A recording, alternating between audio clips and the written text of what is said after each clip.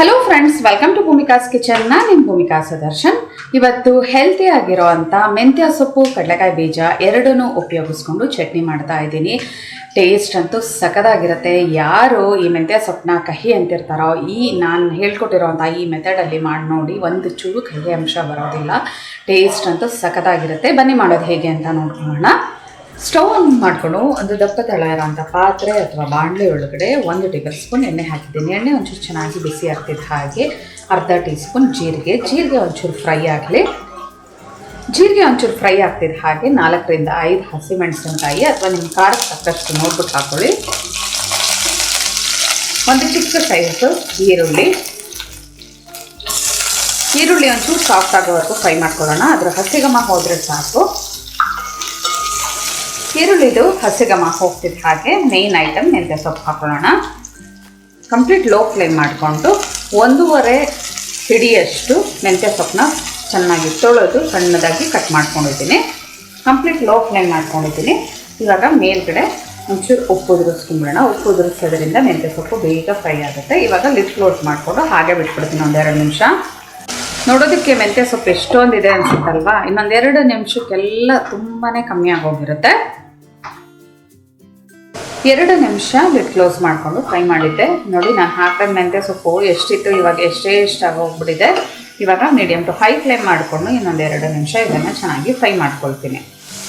ಇನ್ನೊಂದು 2 ನಿಮಿಷ ಈ ಥರ ಚೆನ್ನಾಗಿ ಫ್ರೈ ಮಾಡಿಕೊಂಡ್ರೆ ನೋಡಿ, ಪೂರ್ತಿ ಅದರಲ್ಲಿರೋವಂಥ ನೀರಂಶ ಎಲ್ಲ ಹೋಗಿದೆ. ಇವಾಗ ನೀರಲ್ಲಿ ಒಂದು ಚಿಕ್ಕ ಪೀಸು ಹುಣಸೆಹಣ್ಣು ನೆನೆಸ್ಕೊಂಡಿದ್ದೆ, ಹುಳಿಗೆ ತಕ್ಕಷ್ಟು ನೋಡ್ಬಿಟ್ಟು ಹಾಕೊಳ್ಳಿ.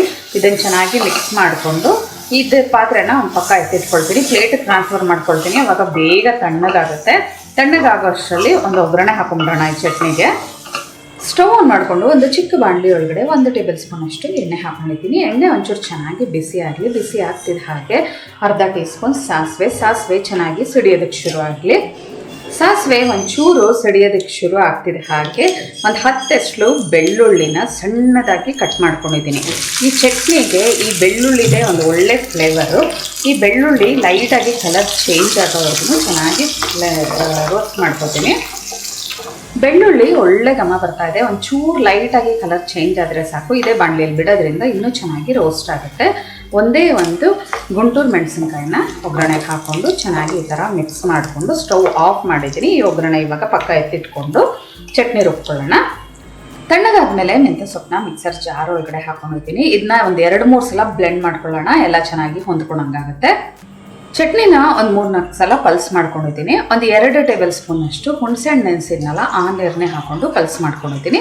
ಇದಕ್ಕೆ ಒಂಚೂರು ಉಪ್ಪು ಕಮ್ಮಿ ಅನ್ನಿಸ್ತು. ಇನ್ನೊಂದು ಸ್ವಲ್ಪ ಉಪ್ಪು ಹಾಕ್ಕೊಂಡು ಇವಾಗ ಇನ್ನೊಂದು ಮೇಯ್ನ್ ಐಟಮ್ ಏನಪ್ಪ ಅಂದರೆ ಮೆಂತ್ಯ ಸೊಪ್ಪು ಜೊತೆ ಕಡಲೆಕಾಯಿ ಬೀಜ. ಅರ್ಧ ಕಪ್ಪು ಕಡಲೆಕಾಯಿ ಬೀಜನ ಸಿಪ್ಪೆ ಎಲ್ಲ ತೆಗೆದು ಚೆನ್ನಾಗಿ ಹುರಿದು ಸಿಪ್ಪೆ ತೆಗೆದು ಇದನ್ನು ಹಾಕೊಳ್ತಾ ಇದ್ದೀನಿ. ಈ ಕಡಲೆಕಾಯಿ ಬೀಜನ ನೀವು ತರಕಾರಿಯಾಗಿ ರುಬ್ಕೋಬೇಕು. ಜಾಸ್ತಿ ನೈಸ್ ಪೇಸ್ಟ್ ಮಾಡೋಕ್ಕೆ ಹೋಗಬಾರ್ದು. ಜಸ್ಟ್ ಬ್ಲೆಂಡ್ ಮಾಡ್ಕೊಂಡು ಮಿಕ್ಸ್ ಮಾಡಿ ರುಬ್ಕೋಬೇಕು. ರುಬ್ಬಿರೋ ಅಂಥ ಚಟ್ನಿನ ಒಂದು ಬೌಲ್ಗೆ ಹಾಕೊಂಡಿದ್ದೀನಿ. ಇದು ಹೇಗಿರಬೇಕು ಅಂದರೆ, ಇದು ಒಂಚೂರು ಬಾಯಿಗೆ ಹಾಕೊಂಡು ನೋಡಿದ್ರೆ ಕಡಲೆಕಾಯಿ ಬೀಜದ್ದು ಚಿಕ್ಕ ಪೀಸಸ್ಸು ಬಾಯಿಗೆ ಸಿಗ್ತಾ ಇರಬೇಕು. ಆವಾಗ ಚಟ್ನಿ ತುಂಬಾ ರುಚಿಯಾಗಿರುತ್ತೆ. ಇನ್ನೊಂದು 2 ಟೇಬಲ್ ಸ್ಪೂನ್ ನೀರು ಹಾಕ್ಕೊಂಡು ಜಸ್ಟ್ ಬ್ಲೆಂಡ್ ಮಾಡ್ಕೊಂಡಿದ್ದೀನಿ. ಬ್ಲೆಂಡ್ ಮಾಡ್ಕೊಂಡು ಮಿಕ್ಸ್ ಮಾಡ್ಕೊಂಡಿರಬೇಕು. ಇವಾಗ ಇದಕ್ಕೆ ಈ ಒಗ್ಗರಣೆ ಹಾಕೊಳ್ಳೋಣ. ಈ ಒಂದು ಬೆಳ್ಳುಳ್ಳಿದು ಕ್ರಿಸ್ಪಿ ಆಗಿರುತ್ತಲ್ಲ, ಅದು ಒಗ್ಗರಣೆನೇ ಇದಕ್ಕೆ ಹೈಲೈಟು. ಇದನ್ನು ಚೆನ್ನಾಗಿ ಮಿಕ್ಸ್ ಮಾಡ್ಕೊಳ್ಳೋಣ. ಈ ಬೆಳ್ಳುಳ್ಳಿ, ಕಡಲೆಕಾಯಿ ಬೀಜ ಎಲ್ಲ ಬಾಯಿಗೆ ಮಧ್ಯ ಸಿಗ್ತಾ ಇದ್ರಂತೂ ತುಂಬಾ ರುಚಿಯಾಗಿರುತ್ತೆ. ಮೆಂತ್ಯ ಸೊಪ್ಪು ಫ್ರೈ ಮಾಡೋದ್ರಲ್ಲೇ ಇರೋದು. ನೀವು ಮೆಂತ್ಯ ಸೊಪ್ಪನ್ನ ಚೆನ್ನಾಗಿ ಫ್ರೈ ಮಾಡಿದ್ರೇ ಅದ್ರ ಕಹಿ ಅಂಶ ಹೋಗೋದು. ಇಲ್ಲ ಅಂತ ಅಂದರೆ ಕಹಿ ಇದ್ದರೆ ಆವಾಗ ನಿಮ್ಮ ಮಕ್ಕಳಾಗಲಿ ದೊಡ್ಡವರಾಗಲಿ ಅಯ್ಯೋ ಇದೇನಿದು ಕಹಿ ಇದೆ ಅಂತ ಹೇಳ್ತಾರೆ. ಈ ಥರ ಒಂದು ಸಲ ಈ ಚಟ್ನಿನ ಟ್ರೈ ಮಾಡಿ ನೋಡಿ. ಮೆಂತ್ಯ ಸೊಪ್ಪಿನ ಕಡಲೆಕಾಯಿ ಬೀಜದ ಚಟ್ನಿ ರೆಡಿ ಇದೆ ನೋಡಿ. ಇದಂತೂ ರೊಟ್ಟಿ, ಚಪಾತಿ ಎಲ್ಲ ವೆರೈಟಿ ರೊಟ್ಟಿಗಳ ಜೊತೆ ತುಂಬ ಚೆನ್ನಾಗಿರುತ್ತೆ. ಊಟದ ಜೊತೆ ಸೈಡ್ ಡಿಶ್ ಥರ ಕೂಡ ಈ ಒಂದು ಮೆಂತ್ಯ ಸೊಪ್ಪು ಕಡಲೆಕಾಯಿ ಬೀಜದ ಚಟ್ನಿನ ಬಳಸ್ಬೋದು. ಇವತ್ತಿನ ಈ ಸಿಂಪಲ್ ರೆಸಿಪಿ ನಿಮ್ಗೆ ಇಷ್ಟ ಆಗಿದ್ದರೆ ಲೈಕ್ ಮಾಡಿ, ಶೇರ್ ಮಾಡಿ. ಯಾರೆಲ್ಲ ಇನ್ನೂ ಭೂಮಿಕಾಸ್ ಕಿಚನ್ಗೆ ಸಬ್ಸ್ಕ್ರೈಬ್ ಆಗಿಲ್ಲ ದಯವಿಟ್ಟು ಸಬ್ಸ್ಕ್ರೈಬ್ ಆಗಿ. Thanks for watching.